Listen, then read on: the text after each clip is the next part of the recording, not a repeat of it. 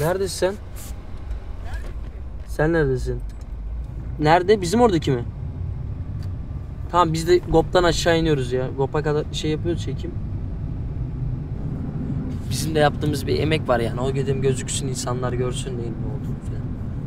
Çünkü şimdi başka zaman işe verdim mi izin günlerimizde falan anca uyumaya geliriz, anladın mı? Yine bu saatler olur yani. Şimdi ben okeyim. Mesela Murat aylar sonra ilk defa şey oldum. Geldi yani. Ya Yemek Sepeti'nde çalışmıyordum. Tekel bayide çalışıyordum. Ha, tekel bayi için. Yemek Sepeti'nde daha bir... Selam. Kanalıma hoş geldiniz. Ne haber? Selam canım. Hoş geldiniz mi ya? Ben bir saattir bekliyorum soğukta. Bizleri sefalet ücreti kabul ettirmeye çalışan yöneticilerime seslenmek istiyorum. Ben kilo aldım. Uzun saçlı. Göbek yaptı ya. Yaptığınız psikolojik baskılar hiçbiri fayda etmeyecek. İzliyor musun Yemek Sepeti? Yo, hayatta. Ben özgür müsün diyor sandım da özlemek yok ya. Asla. Özlemek yok ha. Normalde aynı mahallede oturuyoruz ama iş yerine tanıştık Barış'la biz. Pandemi varken her şey güzeldi. Bizim açımızdan güzeldi tabii. Kötü durumları da vardı da. Yani işte Ya, virüs var, hastalık var, maske eziyet takıyorsun çekiyorduk nereye ama, kadar. eziyet çekiyorduk. Hakkımızı yine almıyorduk ama... Günler geçmeye başladı, aylar birbirini geçti. Durum tersine dönmeye başladı. Yani çalışma şeklimiz yine aynı. Aynı saatler çalışıyoruz. Kazanç düşüyor. Bu sefer daha ağır. Neden düşüyor? İnsan Ağır. bu sefer bunu sorgulamaya başlıyor. Bu süreç böyle ilerlemeye başladı. İnsanlar artık yani buna bir çözüm bulmaya, bunun sebebini araştırmaya başladılar. Hadi binin arabaya gidelim. Ha, dediğim gibi öyle yaparız anca. Biz Murat'la Şahin'e binelim. Açsana şoför. Gel.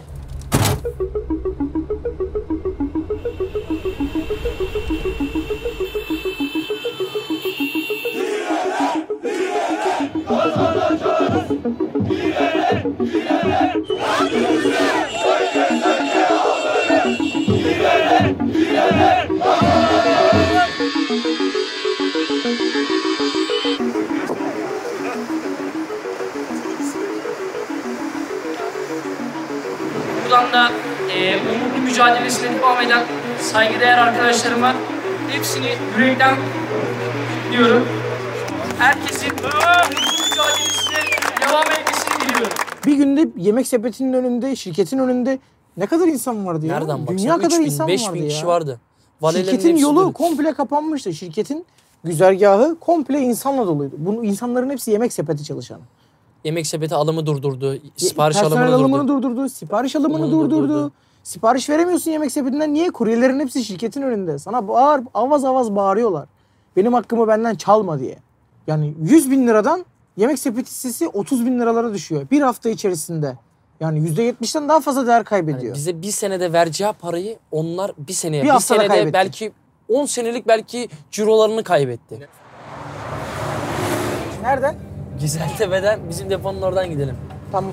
Hem bizim deponun önünde çekeriz. Aa, paramparça et. Kitap gibi, kitap gibi. Tamponu bırakırsın yakında.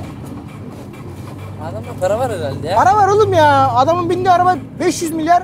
Ben 50 Dört milyarlık Tofaş dört alacağım diye 4 ay kendimi parçaladım.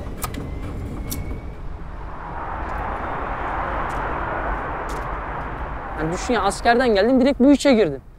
Şartlar çünkü onu itiyor.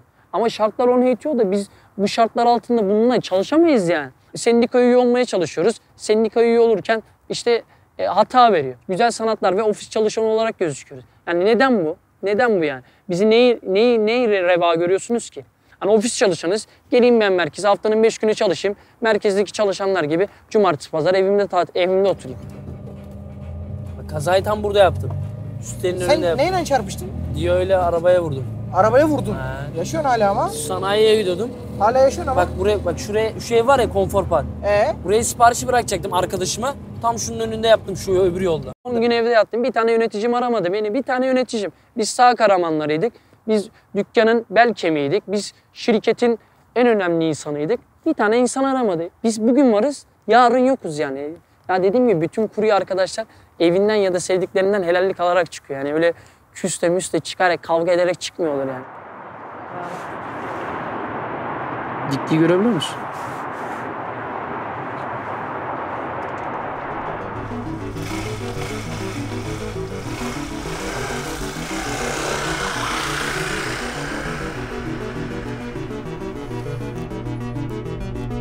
Trafiğin içinde bir karıncasın yani. Kimse senden haberdar değil, kimse seni görmek istemiyor. Kimse onu geçmeni istemiyor. Benim acelem daha fazla diyor. Çözümü yok bu işin.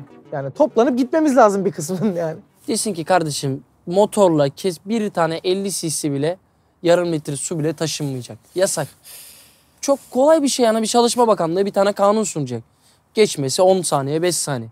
Sağlık Bakanlığı, Çalışma Bakanlığı ne diyeyim belki Ulaşım Bakanlığı bunlar hiçbir görmüyor mu yani? Özellikle SSK'nın görmesi. Kardeşim yani bir sene içinde 7.000 kişi çıkmış. Ekstra birisi girmemiş. Hep esnaf kurye girmiş. Neden girmiş? İlginç bir yapı kurulmuş anladığım kadarıyla. Ben buna taşeronlaşma diyorum. Kişisel şirket mi kurdunuz? Ya da limited şirket mi kurdunuz? Bodrumlu çalışanız ama şirket bize diyor ki kendinize şirket kurun. Bu şirkette çalışmaya çalışın. Daha çok para kazanırsınız. İşte ben kazadan beladan kurtulurum. İşte ölseniz de kendi şirketinizde ölürsünüz. Yemek Sepeti bir yandan da kendine kol değneği olarak esnaf kuryeyi seçti aslında. Günün birinde şartları beğenmeyip işten çıkarsa benim kolumun altında zaten bir esnaf kurye değneği var diye düşünüyor bence. Bir doyum sınırı var. Doyacak yani bu esnaf kurye şirketleri. Doyduğunda ne olacak? Bu çalışan arkadaşlarımızın hepsi yoksulluğa, sefalet ücretlerine tekrar geri döndürmeye çalışacaklar. O yüzden de Bir şey kazanamayacaksınız kardeşim. Bu parayı çalışıyorsan çalış, çalışmıyorsan git. Yanlış anlamayın biz bu şirketi biz şaha kaldırdık. Ne olacaklarını kendileri bizden daha iyi biliyor çünkü. Yani bizler varsak onlar var. Bizler yoksak onlar olamaz çünkü. Kaç kişi kovabileceksin? Tünelde çatara patara geldi mi?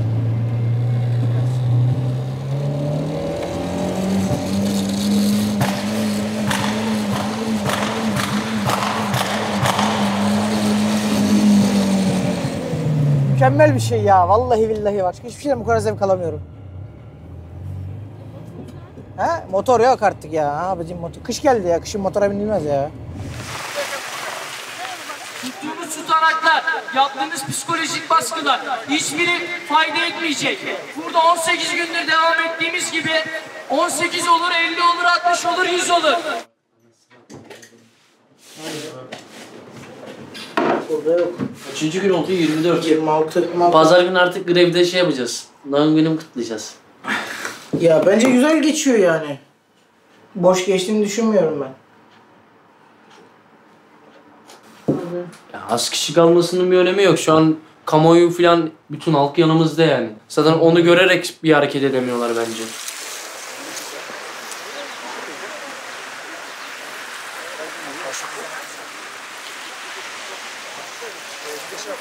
Hero Tokyo'da kazanmış. İşçileri kazanmış. Öbür tarafta kazanmış. Yani dünya genelinde yapmaya çalışmış bunu ama dünya genelinde %99'unu kazanmış. İşçiler kazanmış. Sadece Türkiye'de çok baskı olduğu için kazanamıyor şu an.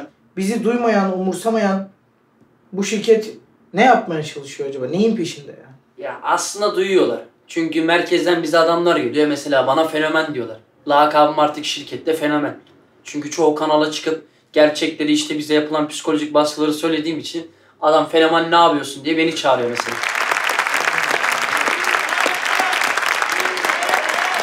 Yemek sepeti işçilerin bu yola çıktıkları 1 Şubat gününden beri istedikleri tek şey var. Hak ettikleri maaşı elde etmek. Bizim tek davamız, tek derdimiz İnsanlarla beraber hakkımızı elde etmek istiyoruz. Sadece bu kadar. Kimse geride kalmasın diye biz herkesle aynı safta yürümeye Ya çalıştık. önderlik değil, önderlik değil de bir lider aranıyordu. Yani Aynen. insanların Öyle ya bizim ya. artık kaybedeceğimiz ne vardı biliyor musun? Sadece asgari ücret vardı. Kurdukları sisteme çalışmamak için, çalışmak istemiyoruz çünkü bu şartlar altında. Ama bu da yanımızdaki adamlara bizle beraber zamanında çalışmış. Ona da aynı paraya geliyor. Adam diyor ki ben çalışıyorum ya diyor. Karda yağmurda çalışıyorum ben diyor sırılsıklam.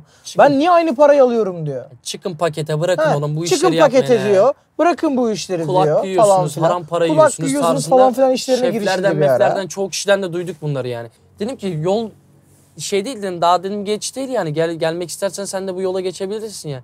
Şirketi illa dedim yani köle gibi çalışmana gerek yok. Aynen çalıştığımız depo burası. Aynen işte tanıştığımız, Tanıştığımız, eylemde filan çalıştığımız. her şeyde beraber olduğumuz depo burası. Burası. Cehennem. Kimse kalmadı Ahmet gibi bir şey Pampal'da ya. bende. Kim var? Bakalım bir. Kimse de Arada yok kimse gibi. yok. Okan çalışıyor. Boş Okan'ı ver. görelim. Gruplaşmadan çok, toplaşmadan çok bireyselliğe döndü artık bu iş. Günde 5 kez, 6 kez ararlardı. Ne yapıyorsunuz, neredesiniz? Yani şu bir aydır bizi kimse aramıyor. Şöyle yalnız bırakılmış gibi olduk yani, anladın mı? Yani bu olayı biz başlattık. Ama günün sonunda biz yalnız kaldık yani. Şubat'ta mıydı? Şubat'ta başladı işte bu olaylar. Yazın ortası gibi. Biz yine sadece vardiyaya girip çıkıyorduk. Paket atmıyorduk, çalışmıyorduk falan filan. Ben o ara koptum dükkandan. Ya dedim ki yeter yani, bu para yetmiyor. Durum bayağı kötüleşmeye başladı. İhtarname gönderdiler bir tane evime, Yemek Sepeti tarafından. Yani umursamadım zaten, işten çıkmanın peşindeyim, kovulmanın peşindeyim. Yemek Sepeti'yle ilişkimi kestiğimden sonra kendime daha fazla vakit ayırmaya başladım. Arabamı sattım, yeni bir işe girdim. Bir işe daha girdim. Aynı anda 2 işte çalışmaya başladım. Kendime yeni bir araba aldım. En azından insanlarla ilişkimi düzelttim şu anda. Ya Yemek Sepeti'nde şöyle çalışırken bir- zaten 2 iş birden yapma şansın 0.1 Aynen. yani. Eylemin 1. senesi oluyor. Beni 1 sene sonra işten çıkarttı. Mayıs'ta herkesin tazminatlarını verdiler. Vale grubunun çoğu kişiye verdi. Adamlar böyle idari izine falan çıktı. Ya da sakat olan insanlar vardı. Mahkemeye verdi, aldı çıktı. Ama bana dedi ki kardeşim sen oturacaksın. Ya ben kendi açımdan söylüyorum. Ben yani haklı mücadelemi kazandığımı düşünüyorum. Yani kazandım diye değil aslında. Tazminatımı aldım, ondan kazandım. Bunu bırakmamak için de kendi kendime yemin ettim ya. Dedim ki ben bu şirketten ya tazminat alacağım, ya bunlar beni bedavaya koyduğunda kendimi zincirleyeceğim bu kapıdan, bu tazminatımı alacağım. Çünkü o tazminatta benim bel fıtığım var. Kazalarım var. Ailemi göremediklerim var. Covid'im var.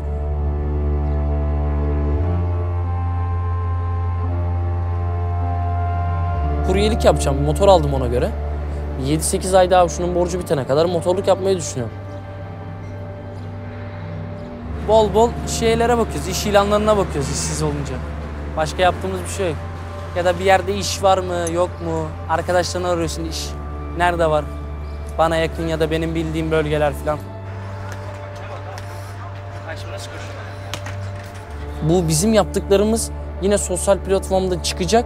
Bunlara bir örnek olacak yani. O zaman da diyecekler ki işte zamanında Barış bunu yaptı, Murat bunu yaptı.